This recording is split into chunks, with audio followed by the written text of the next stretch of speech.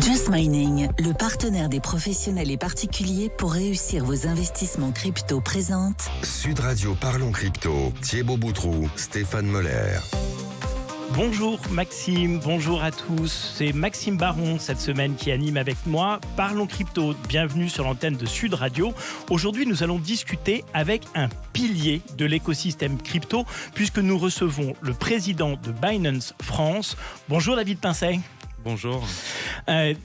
Bonjour Stéphane. Et donc cette semaine, on a une émission franchement passionnante. Merci beaucoup David d'être avec nous.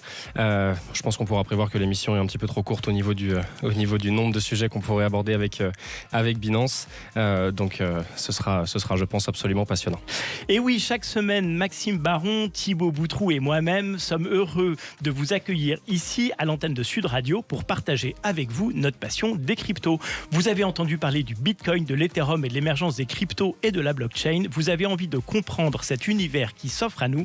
Alors décryptons pas à pas cet univers. Aujourd'hui, Maxime, nous recevons donc David Pincet, président de Binance France, à qui nous avons des dizaines de questions à poser. Et première question, David, usuelle ici, est-ce que tu pourrais nous dire quelques mots sur ton parcours ? Alors moi, mon parcours, il est relativement classique. J'ai découvert la crypto il y a à peu près 5 ans, en 2017. Avec les communautés, avec des influenceurs comme Owen qu'on connaît très bien. J'ai ensuite commencé à créer des communautés pour éduquer les personnes autour de ça. J'ai vite vu que les compétences qu'on avait développées pouvaient être données à d'autres personnes. C'est ce qu'on a fait avec le Club français des crypto-monnaies et qu'on a transmis. Et puis après, lors de mon parcours un peu initiatique sur la blockchain, j'ai appris que Binance avait un programme de volontaires qui était les Binance Angels, que j'ai rejoint. Et j'ai aidé ponctuellement Binance volontairement pendant un an et demi, voilà, de façon très simple. Et ensuite, j'ai eu l'opportunité de rentrer dans les équipes de Binance. Donc c'était une opportunité qui était très intéressante. Je l'ai prise. Et voilà, on se retrouve ici quelques années plus tard. Ok, est-ce que tu pourrais nous rappeler un petit peu ce qu'est Binance, ce que vous faites en quelques mots, les différentes industries dans lesquelles vous travaillez, est-ce que tu pourrais nous décrire tout ça ? Oui, alors on a commencé en tant que juste une plateforme d'échange où les gens pouvaient rentrer, acheter des crypto-monnaies, les revendre, faire des virements bancaires, et on est devenu leader en 165 jours. Et une fois qu'on devient leader dans son marché, on a la responsabilité après d'ouvrir la voie sur toute la technologie, tout l'écosystème blockchain. Donc on a développé beaucoup de produits, la Binance Card, le staking, l'earning directement sur notre plateforme centralisée. On a aussi notre crypto-monnaie, BNB, on a aussi Trust Wallet qui est un portefeuille. Voilà, on développe toute une plateforme et tout un écosystème crypto et on donne les outils et aux particuliers et aux entreprises de développer des systèmes et de développer sur la blockchain et le Web3. Absolument incroyable la vitesse de développement de cette entreprise d'ailleurs. Alors, tu le disais, Binance, c'est beaucoup plus qu'un exchange, c'est-à-dire un site sur lequel on peut acheter et vendre des cryptos. Et on va constater au cours de cette émission que c'est un véritable pilier, comme on disait en introduction, de cet écosystème, parce que Binance, c'est aussi le lab, l'académie. Est-ce que tu peux nous en dire un peu plus sur tout cet écosystème et surtout sur toutes ces solutions en fait qui vont interconnecter les unes avec les autres ? Oui, je pense qu'on est dans un secteur d'activité, la blockchain et le Web3, qui est encore très très jeune, donc il faut le construire. Et donc des acteurs qui sont principaux, Binance mais d'autres, doivent avoir cette responsabilité de couvrir les gaps, de là où il y a un trou, de proposer une solution, etc. Et donc le secteur étant très très jeune, il y a encore beaucoup de trous, il y a encore beaucoup de possibilités, il y a encore beaucoup d'applications à la blockchain qui ne sont pas du tout investiguées. C'est le rôle des écosystèmes comme Binance Lab d'aller investiguer un peu tous ces use cases, de promouvoir des entreprises, de les pousser, de les porter et de les amener à maturité et même d'investir aussi chez eux. Alors promouvoir des entreprises, ça veut dire le cas échéant les financer ? Ça peut arriver dans ces cas-là. On a fait beaucoup d'acquisitions ou même de M&A sur Binance Lab et au cours de ça. Ça veut dire que si demain j'ai un projet de blockchain, je peux prendre contact avec Binance au travers du Binance Lab, soumettre un projet et espérer de Binance qui finance, on reparlera de tout ça peut-être dans la deuxième partie de l'émission, mais qu'il finance tout ou partie de mon projet de développement. Alors c'est très français de penser tout de suite à l'argent et au financement et de voir ça comme l'une des seules chose que Binance peut apporter à une entreprise. En fait, je pense que l'argent, c'est la dernière chose qui est importante dans la blockchain. C'est-à-dire que déjà, nous, on vous juge pas sur l'argent que vous avez. On vous juge sur votre capacité à développer votre communauté, sur plein de paramètres. Et justement, c'est ces paramètres aussi qu'on va faire bouger. C'est-à-dire que Binance, c'est un écosystème de plus de 100 millions d'utilisateurs. C'est quand même une très belle introduction quand un projet est backé par Binance ou a été vu par Binance Lab, a le support de Binance Lab. Ça apporte peut-être une levée de fonds, mais qui va pas forcément être des millions de milliards. Mais surtout, l'introduction à la communauté est extrêmement importante. En fait, ça va considérablement accélérer ma capacité et ma vitesse de développement. Exactement. Exactement comme Binance l'a fait d'ailleurs. Hein. Ouais. 165 jours pour devenir leader d'un marché, c'est quand même absolument... Enfin, je ne suis pas sûr que ce soit déjà vu. Et c'est quoi la Binance Academy ? Alors, la Binance Academy, c'est notre portail d'éducation. Si vous voulez, la blockchain, c'est encore une fois un domaine très très jeune et qui doit évoluer. Donc, où est la source de vérité ? Comment les gens apprennent des choses et quelles sources peuvent-ils utiliser ? Donc Binance Academy a cette mission-là de regrouper beaucoup d'articles sur beaucoup de sujets différents dans la blockchain, beaucoup de questions que les gens se posent et de les amener à monter en compétences. Et là-dessus, on est en train de continuer à évoluer puisque, si vous voulez, l'éducation, l'enseignement, toutes ces valeurs-là, les diplômes, on va peut-être aller dans cette direction très prochainement. Oui, c'est ce qu'on disait avant l'émission, c'est que passer de 0 à 8% de la population qui utilise ou qui connaît et qui s'intéresse à cet univers des cryptos, finalement, c'est un peu les early adopters et c'est pas ce qu'il y a le plus compliqué, mais c'est le passage à une utilisation de masse qui est le vrai challenge de la blockchain aujourd'hui. Et en ça, Binance a un énorme rôle à jouer d'éducation sur plusieurs volets d'ailleurs. Hein. Il faut rester humble, hein. C'est-à-dire que, ok, on est premier d'un petit secteur, est-ce qu'on sera premier d'un gros secteur ? C'est une vraie question à se poser. Et comme vous l'avez dit, on a 8% de la population mondiale qui a des crypto-monnaies. Donc ça veut dire qu'on va devoir faire 10 fois plus de travail que ce qu'on a fait à l'heure actuelle. Ce qui est assez impressionnant. Déjà, on ne peut pas le faire seul. Donc créer un écosystème, c'est vital. Deuxièmement, et comme vous l'avez dit, avoir les premiers 8% ne vous donne pas les conditions pour avoir les prochains 30%. Pour réussir à avoir tout le monde qui passe vers la blockchain ou pour réussir à avoir des profils qui ne sont pas des early adopters qui rentrent dans la blockchain, ces gens-là ont besoin de plus de garanties. Ces gens-là ont besoin d'un écosystème un peu plus sain, un peu plus sécurisé, avec un peu plus de contrepartie. Et tu évoquais 3 axes de formation qui sont la blockchain et les cryptos, mais évidemment aussi des notions financières et puis des notions de sécurité. Il y aura peut-être aussi d'ailleurs des notions juridiques sur lesquelles il faut accentuer la courbe de connaissances ou donner des connaissances aux utilisateurs. Oui, sur cette technologie, on doit avoir des connaissances économiques, financières, informatiques et de sécurité informatique. C'est assez rare de combiner toutes ces connaissances dans une même école ou dans un même parcours d'enseignement. Donc on se rend compte qu'on va devoir un peu évoluer dans ce niveau-là et apprendre à des gens des compétences qu'ils n'avaient pas forcément combinées avant. Et donc en soi, l'académie est une branche de ce que vous faites aujourd'hui. Est-ce que tu pourrais nous en dire un petit peu plus sur les différentes activités que vous faites ? Je sais qu'il y a Binance Charity aussi. Vous avez pas mal de choses qui sont pas forcément liées tout de suite au premier business qui était le vôtre de pouvoir échanger et acheter des crypto-monnaies. Est-ce que tu pourrais nous donner un petit peu plus de chiffres qui nous montrent entre guillemets à quel point Binance est est complètement incontournable aujourd'hui quand on veut s'intéresser à l'écosystème des cryptos ? Je pense que déjà, la plupart des gens qui sont dans les cryptos à un moment viennent chez Binance pour plusieurs raisons. Et la première, c'est parce que la machine marche bien et parce qu'on a le meilleur exchange au monde. Et après, ils restent chez Binance parce que justement, on permet à ce qu'ils comprennent mieux la blockchain, qu'ils se renseignent mieux, qu'ils s'enseignent, et en même temps parce que on a toute une possibilité de produits connexes. C'est-à-dire qu'on n'est pas là juste pour acheter des bitcoins et des cryptos. On est là pour reprendre un peu le contrôle sur sa finance et la façon dont elle évolue. Ça demande cependant un socle de connaissances, ça demande aussi une approche. C'est-à-dire qu'on ne peut pas investir dans n'importe quoi et penser qu'on a raison.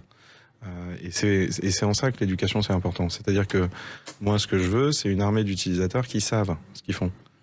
Et comme ça, s'ils savent ce qu'ils font, ils savent prendre leurs risques et ils savent aussi récolter leurs gains. C'est aussi important de savoir acheter que de savoir vendre. Et en plus de ça, si vous voulez, les produits connexes de Binance sont utilisables dans la vie de tous les jours.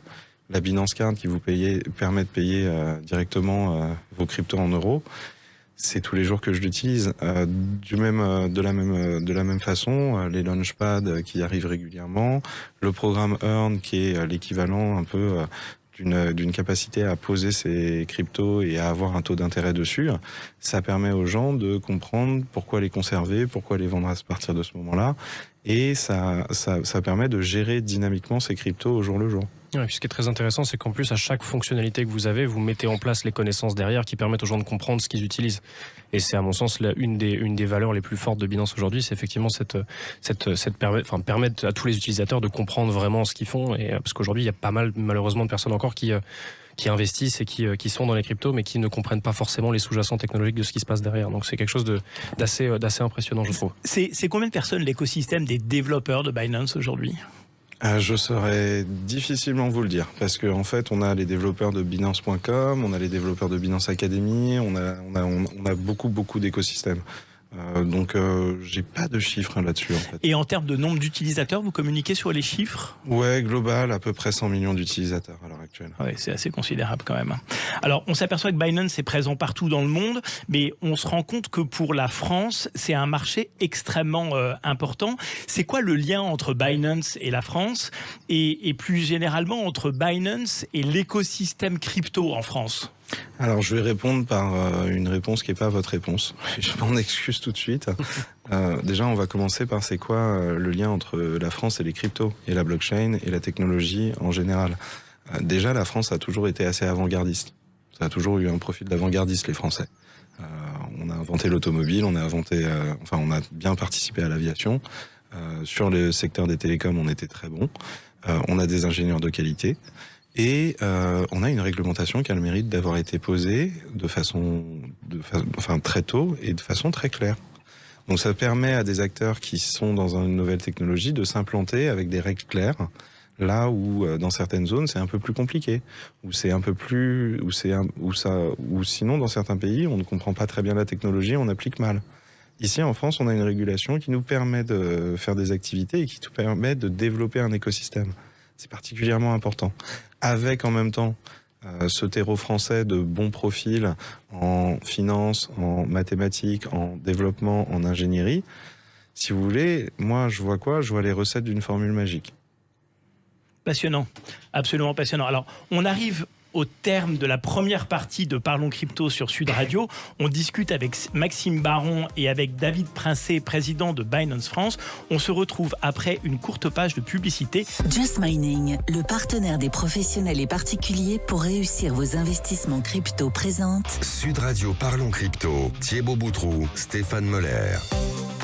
Vous êtes donc à l'antenne de Sud Radio et vous écoutez Parlons Crypto. Cette semaine, nous recevons le président de Binance France, David Princé, et nous allons aborder les bénéfices d'avoir obtenu le statut de PSAN en France. Alors, David, c'est quoi le PSAN ?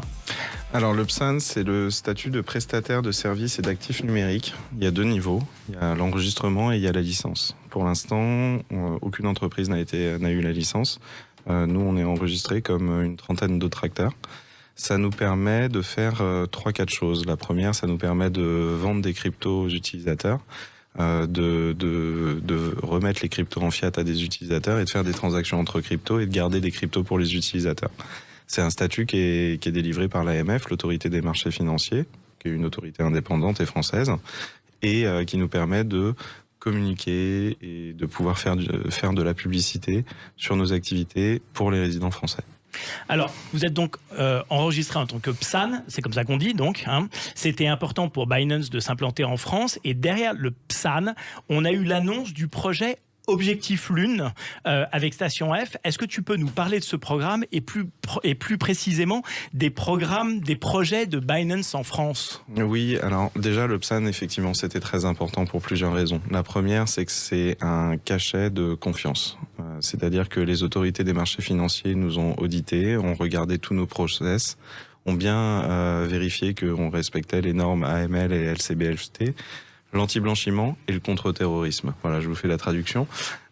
Et ont bien montré que on avait des process pour protéger les utilisateurs autant que faire se peut.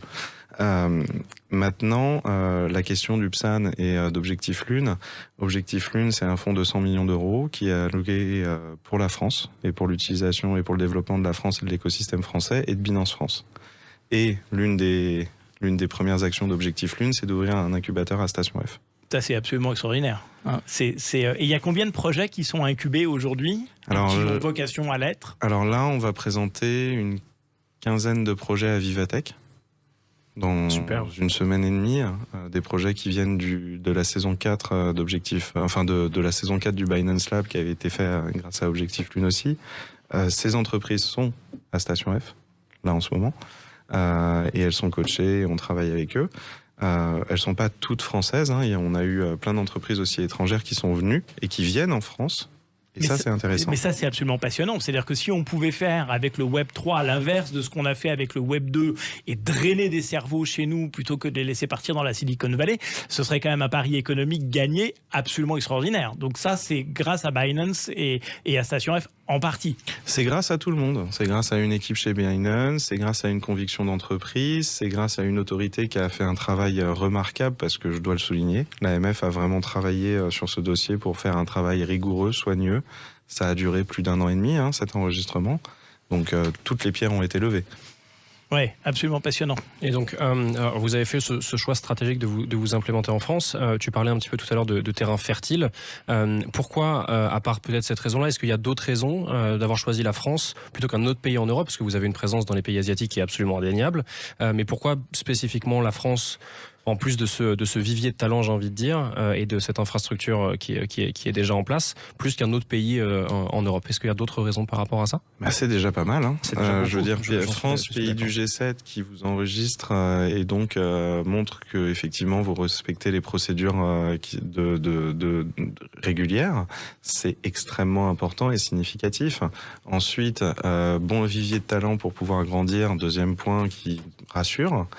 Troisième point, qui est vraiment important, c'est aussi l'utilisation des cryptos en France. Vu qu'on a des bons ingénieurs, on a aussi des personnes qui l'utilisent vraiment, vraiment très bien. Ok. Et donc, est-ce que tu saurais nous donner un petit peu plus d'informations sur les prochains enjeux de Binance, pas forcément en France, même si c'est ce qui nous intéresse le plus, mais de manière générale? Alors, on va tout bourrer sur l'éducation. Ok. On va tout mettre sur l'éducation parce que c'est extrêmement important, parce que moi, je suis convaincu que dans 2 ans, la blockchain est un métier.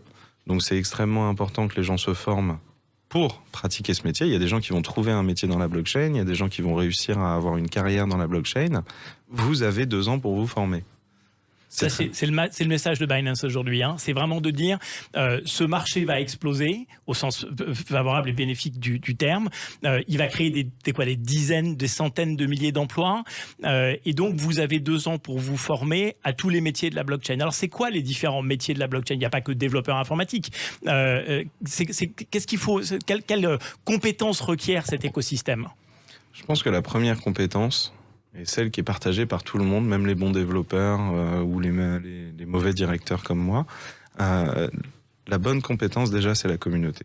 C'est avoir une très bonne connaissance de la communauté dans laquelle on interagit, y être un acteur. Ça, je trouve ça absolument extraordinaire, mais à chaque fois, je rebondis là-dessus. C'est-à-dire qu'on est dans un écosystème dans lequel on parle plus de clients et on parle de communauté. Ça veut tout dire quand même, parce qu'il y a une convergence d'intérêts entre une communauté qu'on n'a pas forcément avec des clients. C'est-à-dire que le changement de verbatim est vraiment très intéressant. C'est-à-dire que là, avec une communauté, il y a forcément un alignement des planètes. Ouais, et c'est un projet blockchain, et même c'est une communauté qui rencontre un bon projet, une bonne équipe. Donc en fait, c'est cette alchimie qu'il faut savoir mettre en jeu et savoir mettre en place. Donc il y a tout un marketing qui s'organise avec des community managers et qui vont devoir agréger ces communautés autour d'un projet.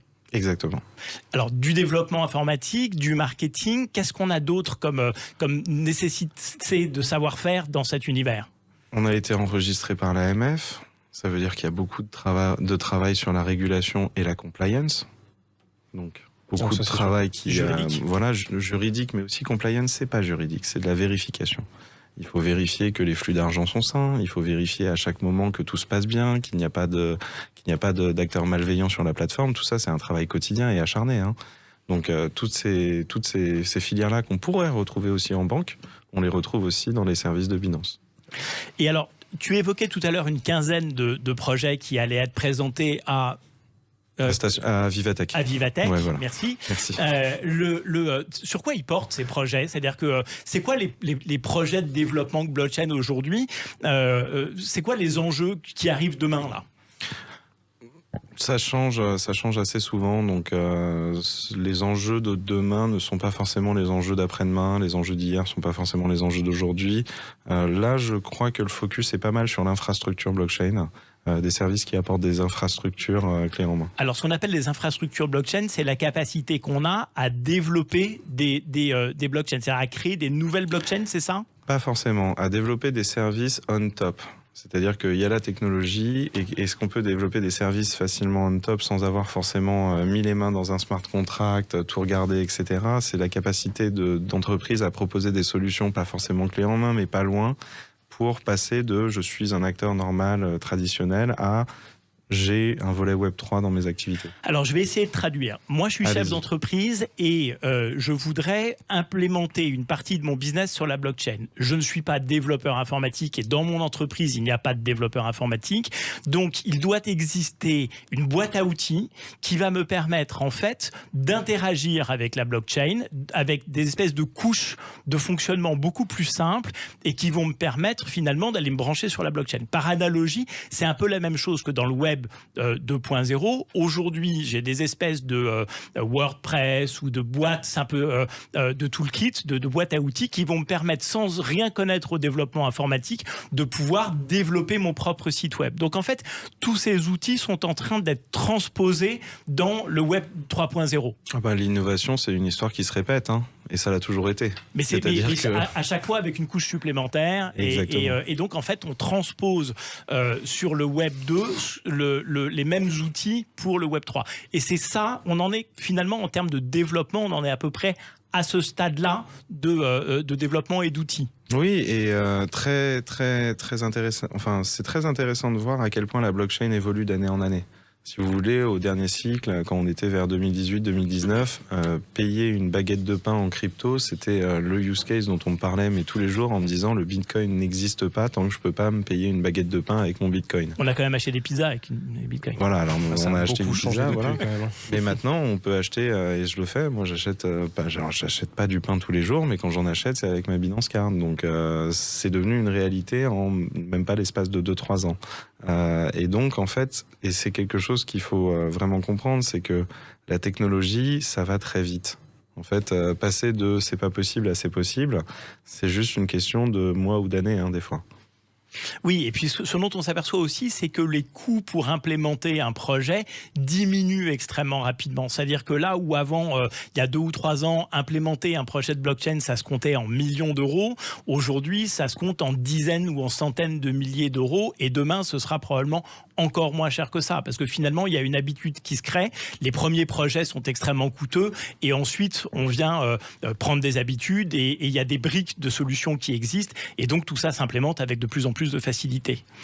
Maxime, une dernière question avant qu'on mette un terme à cette émission ? Ouais, il y avait une petite question que je voulais te poser. Moi, c'était surtout par rapport parce qu'on parlait effectivement d'infrastructure, on parle de tout ça, mais on n'a pas mentionné la BNB Chain, anciennement nommée Binance Smart Chain, si je me trompe pas. Aujourd'hui, quel est son rôle véritablement pour Binance ? Comment est-ce que ça fonctionne ? Est-ce que vous raccrochez des projets dessus ? Comment est-ce que ça s'implémente dans tout votre écosystème aujourd'hui ? Non, enfin, on a 2 équipes qui sont séparées. Hein. Ce qui s'occupe de la version centralisée, Binance.com s'occupe de Binance.com et BNB Chain commence à travailler un peu de sa façon.